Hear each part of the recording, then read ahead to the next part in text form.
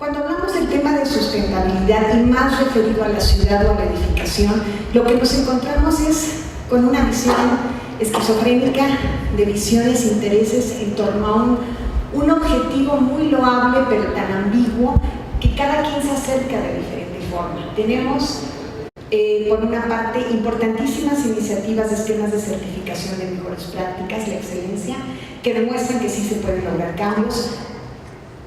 A veces son generadas en otros contextos, en otros países, pero por otra parte tenemos iniciativas que adoptan la certificación a nivel nacional, ya sea federal o a nivel local, el ejemplo de los desarrollos certificados o una norma de certificación local. Pero lo más interesante es que estas mejores prácticas distan mucho de lo que es el mínimo. La excelencia y la negligencia están en un juego, lo cual nos lleva a un panorama totalmente caótico. ¿Qué es la sustentabilidad? ¿Qué es una ciudad sustentable? ¿Qué es la edificación sustentable? Y esto nos lleva a una serie de problemas de distorsión en el mercado, de mensajes de corrupción, de prácticas desleales. Parecería que la sustentabilidad es un atributo que depende de quien lo emita y no un atributo intrínseco del desarrollo. Y ahí sí tenemos que tener a 20, 25 años del discurso de la sustentabilidad una lectura distinta. Y esto nos lleva a muchos problemas de cómo poder ir avanzando y un panorama negro que quedó tan negro que no salen las letras, perdón, que está expresado en la columna.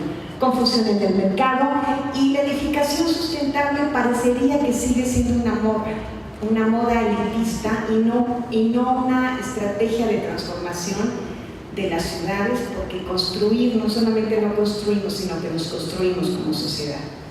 Frente a todo esto que se ha hecho, sí quisiera mencionar, se ha promovido pasar de esta moda a una política pública que implica ya reconocimiento de ciertos temas de interés común para el país y que tienen múltiples dimensiones, tienen que ver con residuos, cambio climático, contaminación, con una serie de elementos que permiten ir articulando distintas dimensiones del desarrollo para lograr objetivos.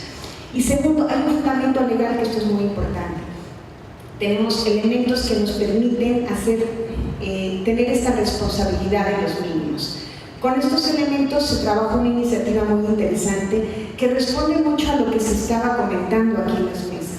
¿Cómo estamos entendiendo la edificación sustentable? Y se emitió una norma mexicana, afortunadamente con el apoyo de muchísimas gentes del Ibero, que te define únicamente cuáles son los atributos que te pueden definir una edificación, si es sustentable o no, en base a las múltiples dimensiones, y cómo lo podemos medir. Pero sobre todo que tenemos que generar información para tener cómo estamos y para dónde vamos. Esta norma, además de que participaron muchísimos actores, no certifica, solamente nos dicen qué es sustentable y qué no es sustentable. A partir de esto, se han trabajado una serie de convenios entre, por ejemplo, gobierno y la Cámara Mexicana para llevar a la práctica las ideas. Un instrumento no me sirve, una política no me sirve, necesitamos alianzas. Aquí está un poquito el panorama de todos los instrumentos de política que tenemos que hacer, que todos están esquizofrénicamente obedeciendo a sus propias lógicas. Incentivamos lo que no podemos hablar de agua si no tenemos tarifas, incentivamos cuestiones que no son sustentables. Tenemos que lograr una articulación, pero sobre todo un reforzamiento del tema local, que son quienes dan las últimas autorizaciones para hacer proyectos de edificación.